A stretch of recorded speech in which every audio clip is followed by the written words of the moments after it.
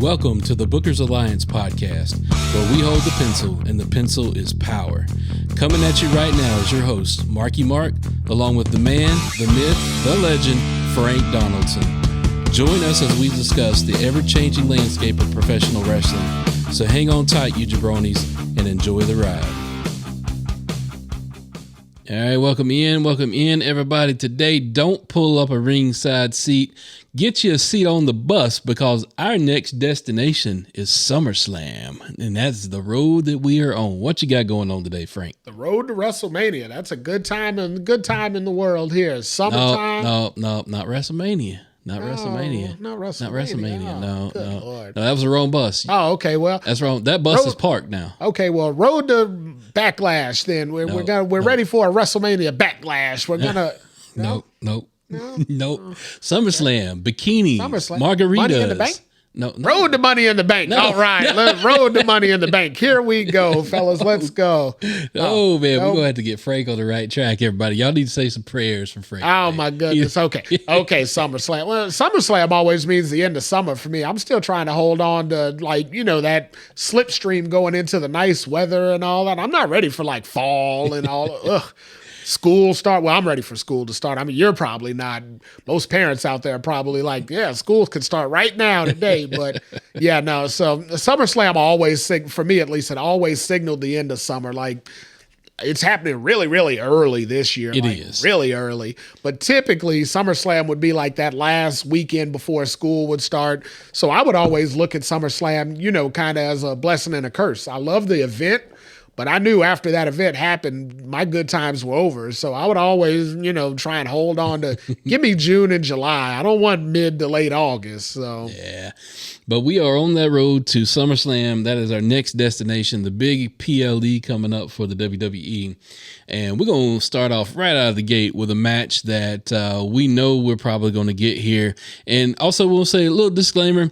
It is early on when we were recording this, so we may not know all of the card. Some of this may be speculation of where they think they're going to go, but pretty confident in this one. We're going to get Cody versus Brock, the rubber match. We're going to get the third one here. Yeah, I don't think we need to wait until the actual announcing of the event to, go ahead and talk about this one, just because of what they've been teasing here with the most recent pay-per-views, the most recent Monday nights.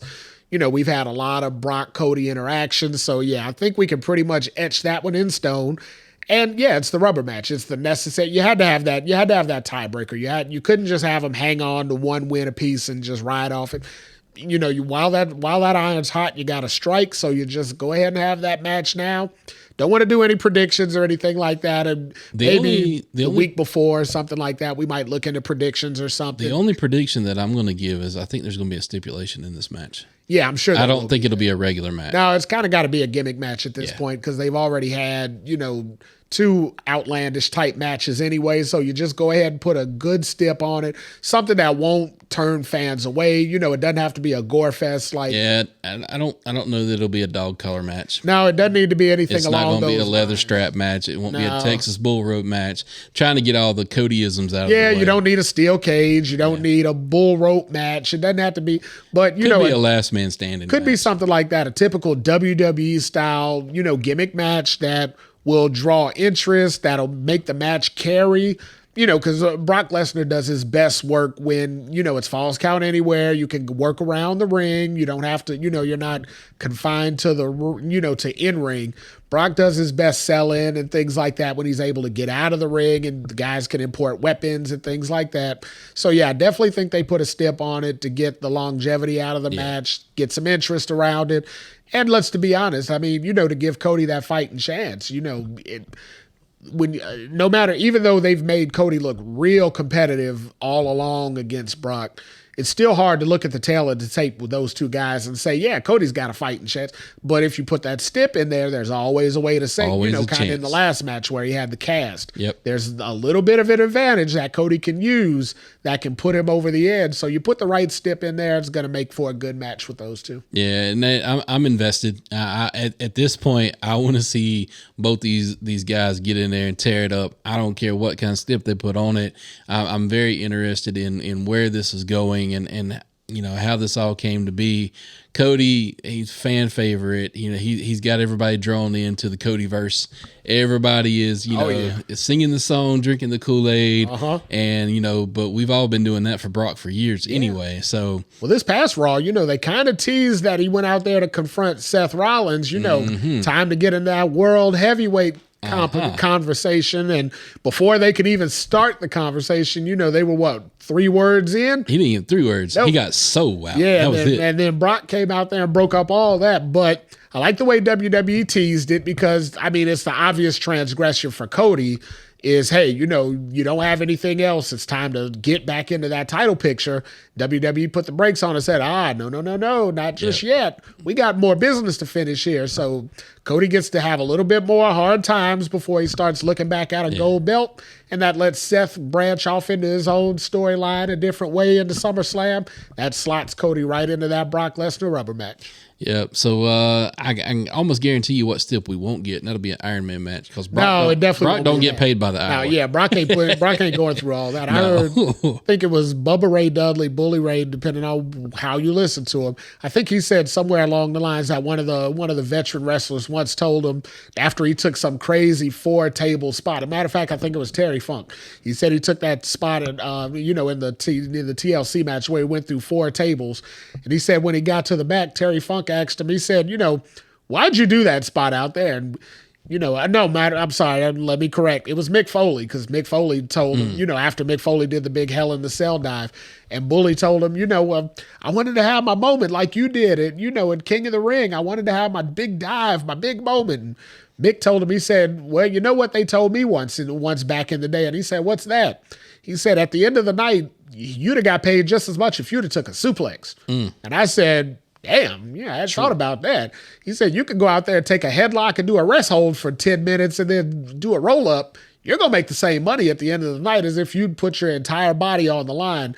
And I think Brock wised up on that way back in the day. Because Brock said Brock's going to go out there. He's going to give you the Brock Lesnar show, and he's going to go home.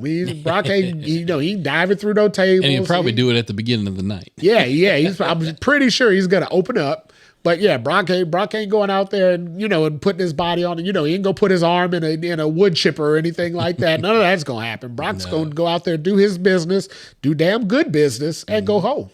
Yeah, so let's talk about the next one that we think's pretty much a lock and is gonna shape up, and that's Shayna versus Ronda. Oh, that's some good storyline right there. So I'm the first ever story that I'm actually invested in involving Ronda Rousey. The first one that you actually care about. They win Ronda's first year, a rookie season, I guess you want to call it, when Becky Lynch had ascended, as she was becoming the face of the women's division and all that.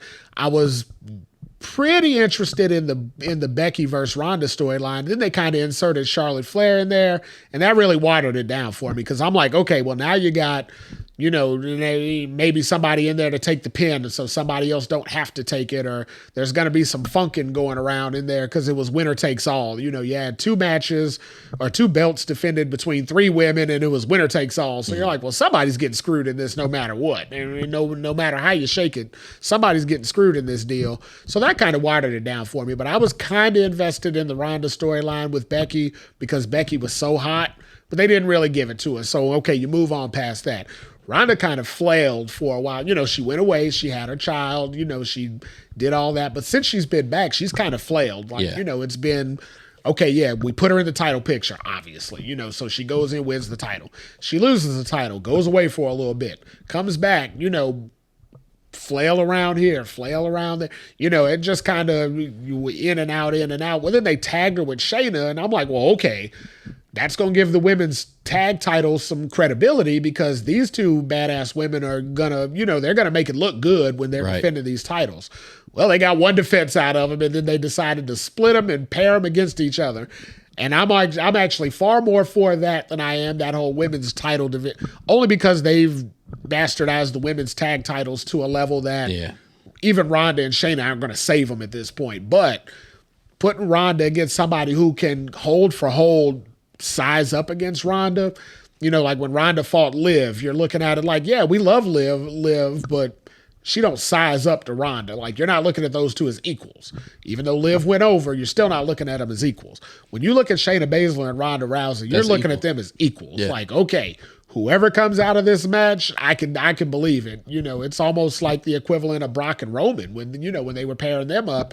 You're looking at those two guys like, yep, whoever comes out of this, I can see it, because you got two big old hosses in there, and they're about to go in there and throw them hands, and somebody's going to win. Well, these women are trained to throw them hands. Yeah, so they are. They're going to go Legit in there. Throw them hands. They're going to go in there and have a women's banger, and I feel like it's going to show a side of Ronda that we haven't been able to see at all yet, because she's going to be able to bring in more of her outside repertoire than she's ever been able to execute. What I'm hoping we get out of this match is the same experience we got from Drew versus Sheamus. Yep, that's what I'm hoping to get out of this. A banger. You don't have to do no pro wrestling moves or anything like that. Y'all just go in there and fight. Go in there and hit hard, hit often, and somebody's going to fall at the end of it. And if that knee that Shayna gave Ronda is any indication of what we're going to get. Yeah. I mean, so let's call a spade, Ronda, because Shayna's the queen of spades. But, Ronda didn't sell it as well as she could have. She could have sold it better. She laid out for a minute, and then she got up and started yelling Shayna's name. And I'm like, you probably could have laid out on that one. You probably didn't need to. You didn't even have to yell. Yeah, you didn't need to yell out anything. You probably could have just laid out on that segment and, sold the pain of it. But again, realism, right? Right. So let's say somebody gave them the business when they got behind the curtain and said, hey, you could have sold that a lot better. Well, what that really tells me is, Shayna, you could have laid it in a little bit harder. Because if she was that able to recover, if she was able to recover that quickly, maybe she can take a little more. Yeah. So next time, if you want that segment to go over a little better, lay it in a little bit harder. Ronda can take it. Yep. Shayna can take it. Maybe the next time one of them lays it in a little bit better, it makes that other woman sell, and the segment gets a high rating. It's a win-win there. I imagine we're going to get several pull-apart segments coming up. I mean, kind of how they build this feud. But definitely excited for that one. Looking at the next one that's kind of shaping up, maybe a triple threat match. Could be a one-on-one match. Not sure yet. Could be Asuka versus Bianca versus Charlotte. Yep. Or it could just be Bianca versus Charlotte, and maybe they find something else for Asuka to do. Yep. I feel like they're leaning more to the first avenue, but personally, I prefer the second. So you're pulling for the one-on-one. Absolutely. There's a lot of characters out there that are due for a title shot that haven't had a women's title shot in a long time that I would love to see wrestle Asuka. But besides that, I really, really could get invested in a Charlotte-Bianca storyline. So do we think Charlotte is running as a face or a heel right now? What do you think? Let me ask you an honest question. Does it matter? It doesn't matter. With those two characters. So if you just take Bianca and Charlotte, just the two, to me it doesn't matter, because either one of those at this point it's about athleticism and who's the best. Okay. You don't have to, they could be two faces. I know there was a tease earlier this summer about Bianca turning heel, so I mean there could always be that. Charlotte's definitely a better heel character than she can ever be as a face. I feel like it just comes more natural to her because of that whole I'm better than you type persona. So in all honesty, I think if they invest time into determining who's the face and the heel, you waste time that could be better spent on just telling those two characters' story. So here's where I think it's going to land. You're pulling for the one-on-one. I wouldn't be mad with the one-on-one, but I think it's going to wind up being the triple threat, and here's how I kind of see it unfolding. I see the triple threat. I see Charlotte winning, becoming 15-time world champion, but then I see Bianca versus Charlotte for the belt at Survivor Series. Unfortunately, I feel like that's how they're leaning, but unfortunately, that's the way I wish they wouldn't lean. Charlotte doesn't need the belt anymore to me. Neither does Bianca at this point. Agreed. Bianca just had a year-long reign. I wish they would do more with Asuka. I really do. That's why I'm leaning that way, and I hadn't gotten into that part of it yet. But, I mean, we got Io Sky, who won the women's Money in the Bank. Dude, Io versus Asuka all day long. Give me that all day, crap. 6 days, 6 days during the week and half day on Sunday. Give me that all the time. Yep. And that's what I mean, but with Io, we don't want to waste the Money in the Bank on a challenge. We want her to cash in. Right. We don't want her to. Maybe that's how it unfolds. Maybe there's a three-way. Maybe Asuka retains and Io cashes in at the end of the three-way. It definitely could be that, but I still feel there's more worked for Asuka to do as the champion. There's other characters, and I alluded to it earlier, there's other characters out there that deserve a title shot that Asuka could defend against. I mean, and this is a staple of the Triple H regime is, longer, more established title reigns. Like, since Triple H has been in, you don't get a lot of fly-by-night, win the title here, lose it in your first defense type things. That doesn't really happen. Right. And I don't feel like now's the time to get it started. They've just incorporated a lot of women up from NXT. They just got a lot of, new talent switched around in the draft. There's people on the roster that Asuka hasn't worked with yet. I'd like to see her defended against them. And I'd like to see Bianca and Charlotte work a program between the two of them completely away from the title. Maybe that happens. Maybe they get so involved in each other in a triple threat match that Asuka steals the win, goes on to do that, because I would love to see Asuka have a title run just like she had in NXT. And then maybe it is Charlotte, Bianca, and it's a, hey, I'm better than you and you know it, kind of a MJF tagline there. But hey, I'm better than you. And look now at the I'm backstory you got to tell them. I mean, Charlotte, standout high school athlete, standout college athlete. Bianca, standout high school athlete. Both of them, NXT standouts. They were both the face of the women's division in NXT. Charlotte can boast that she's had the most women's title reigns of all women wrestlers, to whereas, Bianca has already boasted she's got the longest title reign in the modern era. So, I mean, they're running parallels here. Charlotte's just been around a lot longer, but the two of them right now are running parallels. So to go ahead and let those two collide, I mean, you can start writing the checks right there. Well, the foundation for it's already been laid, because Charlotte, she went out and said, hey, I'm a champion without that belt. Yeah. Are you? Yeah, and then Bianca replied right back. She said, I'm the longest running champion in modern era since you've been wrestling, and essentially is what she said. And she said at one point, I didn't need to do it 15 times because I held it for 15 months or whatever the case was at the time. So those two together could turn into their own podcast. I mean, that could be a whole episode talking about those two together, because to whereas people used to say, Charlotte and Sasha were they were like the yin and the yang.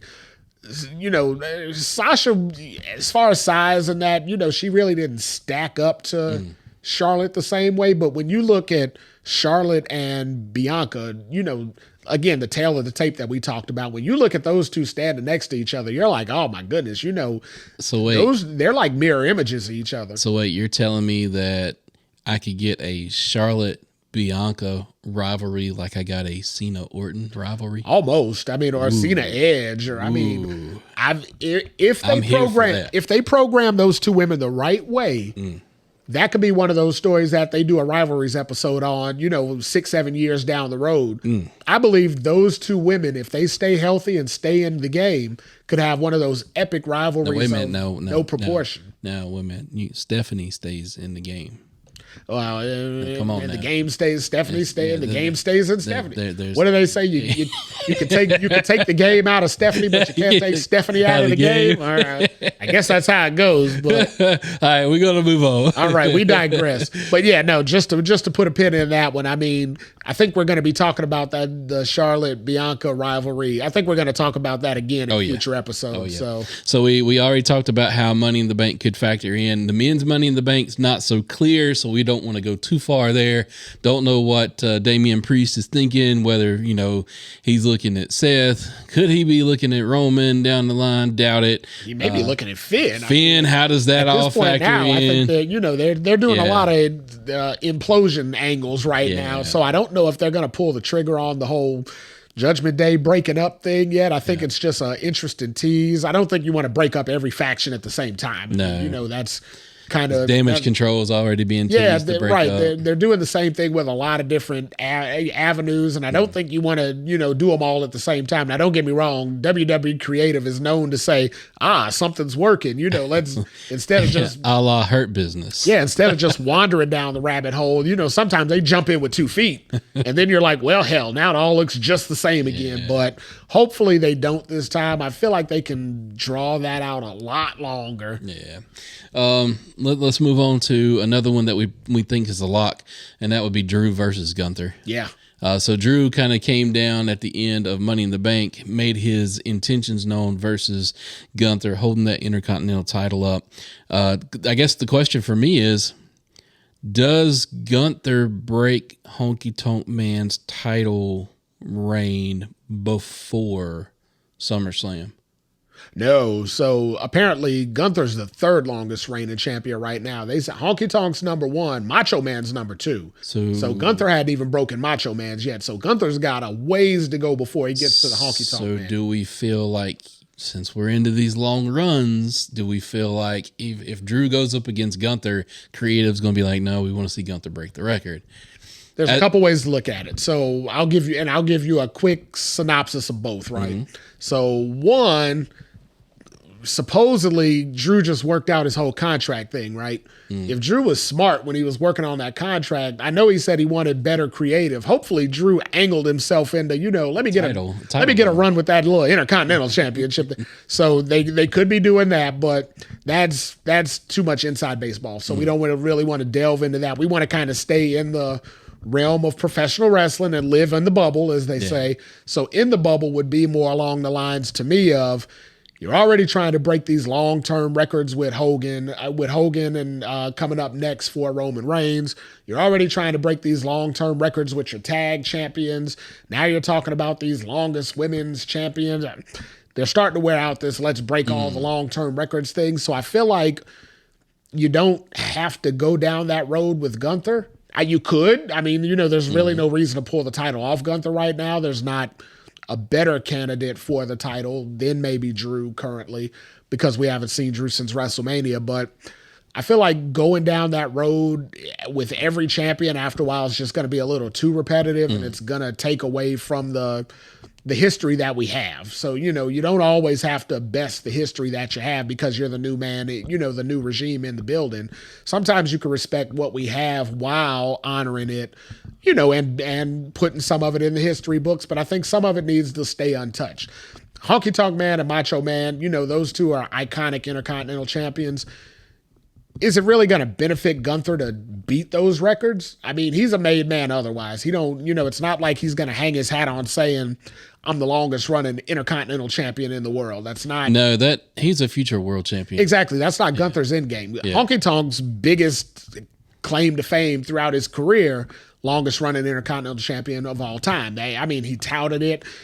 After his career, he said that, that's not going to be what Gunther's going to hang his hat on. At some point in time in his career, Gunther's going to hang his hat on world champion. Yeah. And let's say he only wins the belt 2 or 3 times. Maybe a few short reigns like Sheamus had. You never hear Sheamus tout now he's the multiple-time U.S. champion, right? When Sheamus starts talking about his career accolades, he mentions that world title, and I believe Gunther's keyed up for that world title. Yeah. So I don't think you have to go down that angle with Drew and Gunther right now, of Gunther beating him to ascend to Honky Tonk's title. I feel like you can kind of table that.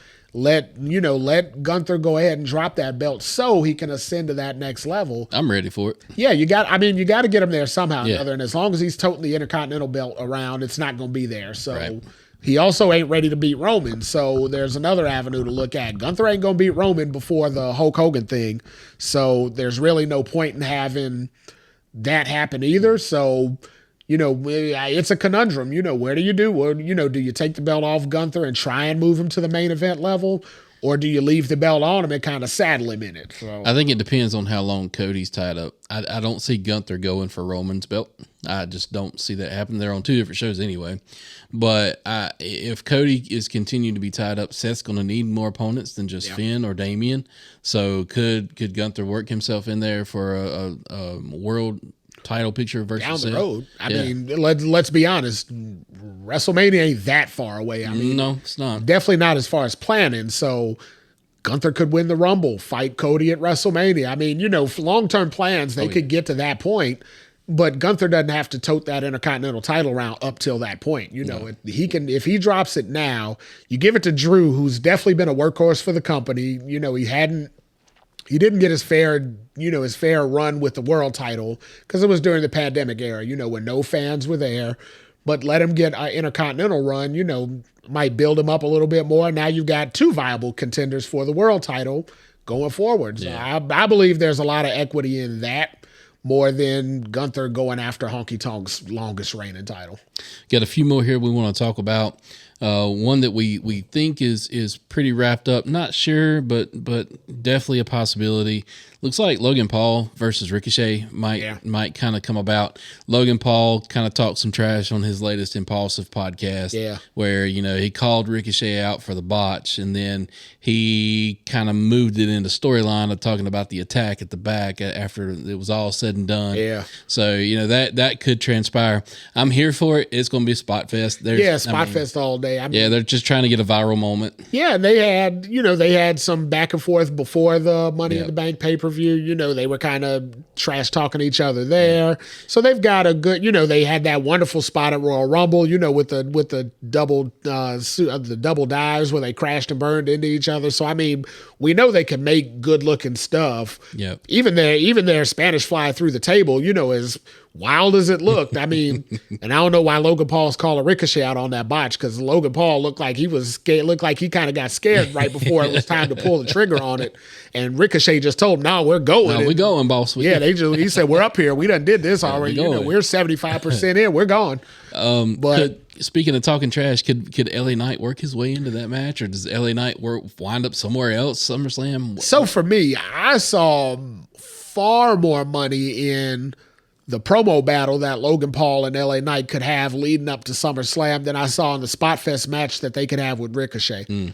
So how I kind of didn't want the three-way to happen with the women's title match, I kind of think I do want the three-way to happen in this upcoming match, because let's be honest, if you put Logan Paul out there, on a microphone against Ricochet, you're going to start to see Logan Paul pull away from Ricochet, because that's what Logan Paul does. He's a podcast host. His claim to fame is that he can run his mouth. Right. Ricochet is more of a worker's guy. He isn't as solid on the mic as, let's say, a Logan Paul, to whereas he'll be able to hold his own in a verbal battle against Logan Paul. Physically out, absolutely. He'd wrestle circles around Logan Paul. Even as good as Logan Paul is and as athletic as he is, he ain't Ricochet. And he ain't going to be Ricochet for no time soon, because ain't nobody going to be Ricochet. AJ Styles is Ricochet. And AJ Styles is 20 years in. You know what I mean? A guy 20 months in ain't going to be Ricochet. It just ain't going to happen. But unfortunately, Ricochet ain't going to be Logan Paul on the mic. But if you insert a LA Knight in there, well, he can kind of handle that verbal sparring, and then Ricochet can handle the in-ring work, to make Logan Paul look like a star. I think that combination of those three guys makes that match quality for SummerSlam. A couple more. Trish, Becky could be in there somewhere. Where does that go? Is it Trish and Zoe versus Becky and the unknown? Could that unknown be Lita? Lita come back to get her revenge. They were former tag champs, right? So where that goes, we're not sure yet. And then also we think pretty much a given is Roman versus Jay, which, listen back to our previous podcast and you can hear our thoughts on that. But just regarding that, I think that's the kind of ending of Act 3 of the Bloodline story in the beginning of Act 4. What they say after WrestleMania, we're only in the third inning right now. So I figure maybe now we're kind of in the fifth. Yeah, we're probably in the fifth, sixth. We're heading to the seventh inning stretch, but the seventh inning stretch may be like Rumble, something. There's still a lot of layers to pull back on that whole Bloodline. A lot of meat on the bone. As far as the Trish Becky match, I would like to see a one-on-one match, just because, I'm an old school fan of Trish from the Attitude Era. And Becky's still probably the biggest face in women's wrestling, regardless of how the other women have ascended. Becky still probably, hit that mainstream more than anybody else. So you're kind of looking at the two characters that were the face of the division, in their respective eras. I feel like that would be a good way for Trish to kind of go out, in her kind of summer storyline, to head out that way.